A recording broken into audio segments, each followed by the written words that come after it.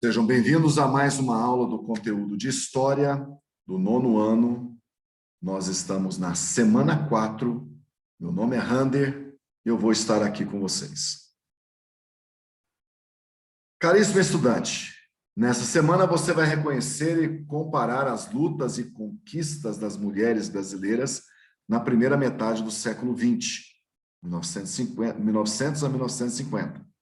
Também irá identificar elementos teóricos do anarquismo e sua associação com a luta feminista. No final do século XIX, a região nordestina brasileira passava por uma severa crise econômica. O movimento cangaceiro surgiu nesse contexto e dividia opiniões. Os cangaceiros, em nome da justiça social, justificavam seus crimes. Os grupos cangaceiros eram majoritariamente compostos por homens. As constantes ameaças policiais e o estilo de vida cangaceiro acabaram por introduzir as mulheres aos bandos, principalmente as casadas com alguns membros do grupo, como o caso de Maria Gomes, apelidada pela imprensa da época de Maria Bonita, casada com Lampião, o cangaceiro mais famoso da história. Maria Bonita rompeu com tradições regionais e permitiu que outras cangaceiras largassem suas residências e tiveram a oportunidade de se desligar de hábitos impostos ao gênero feminino. Apesar dessa abertura, nem todas as cangaceiras optaram por compor os grupos de cangaço. Muitas, por exemplo, foram raptadas ou estupradas e foram forçadas a acompanhar as jornadas dos bandos.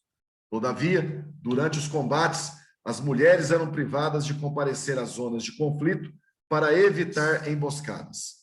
Dissoluções e combates aos grupos eram recorrentes. Por exemplo, quando da morte de Corisco, sua companheira, Sérgia da Silva, Dadá, assumiu as armas em tentativa de reerguer o próprio movimento cangaceiro. As cangaceiras eram recebidas pelas forças policiais de forma semelhante ao tratamento dado às mesmas quadrilhas, repressão e machismo. Um exemplo desse machismo estrutural pode ser compreendido pela forma como foi encontrado o corpo de Maria Bonita, desnudo da cintura para baixo, com um pedaço de madeira cravado em seu órgão genital. Outras mulheres tiveram seus rostos marcados com ferro quente como simbolismo.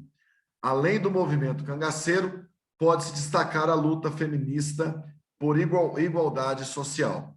As mulheres potiguares, naturais do Rio Grande do Norte, por exemplo, foram pioneiras no voto feminino no Brasil. Em 1927, nesse estado, foi decidido que não haveria distinção de sexo para o exercício do voto, sufrágio. A potiguar Celina Guimarães Viana foi a primeira eleitora do Brasil e da América Latina. Essa mudança foi resultado da luta iniciada pela paulista Berta Lutz, que encabeçou a campanha pela igualdade social. Outras mulheres de destaque nesse período inicial de participação política foram Luísa Alzira Soriano, eleita prefeita da cidade de Lages em 1928, Joana Bessa, primeira vereadora do país, também em 1928, e Maria do Céu Fernandes, eleita em 1935, deputada estadual no Rio Grande do Norte, tornando-se assim a primeira deputada brasileira. Maria Fernandes teve seu mandato cassado quando da implantação da ditadura do Estado Novo, em 1937. Outro campo de atuação feminina na primeira metade do século XX foi dentro do movimento anarquista. O anarquismo é um movimento político e teoria social que sustenta a ideia de que o Estado é dispensável e até mesmo nocivo à existência de uma autêntica comunidade humana. Ou seja, a sociedade existe de forma independente e antagônica ao poder estatal. A participação feminina no anarquismo avança por temas e questões que até então não eram colocadas pelo anarquismo clássico. Pode-se citar a livre união, a maternidade livre e consciente, o amor livre e a emancipação da mulher, moral, sexual, política, econômica, intelectual e cultural. As mulheres não foram meras coadjuvantes na teoria e na prática anarquista. No Brasil, e mais especificamente em São Paulo, na época da Primeira República, foram criados inúmeros símbolos com a principal finalidade de formar um modelo único de mulher, a esposa, mãe, dona de casa, dedicada aos filhos, ao marido e ao lar. O modelo ideal de mulher que ganha força nessa época é relacionado à ideia burguesa de que a moral é essencial para a manutenção da sociedade e da ordem. Os anarquistas paulistas promoveram severas críticas à moral burguesa e às suas instituições. Criticavam a política, a economia e a cultura da sociedade capitalista. O conceito de revolução no anarquismo envolve também a transformação total da sociedade, transformação das relações pessoais, sociais e cotidianas. Dessa forma, as mulheres anarquistas paulistas avançam dentro do ideário anarquista ao proporem a emancipação da mulher, que não existe sem a emancipação da humanidade.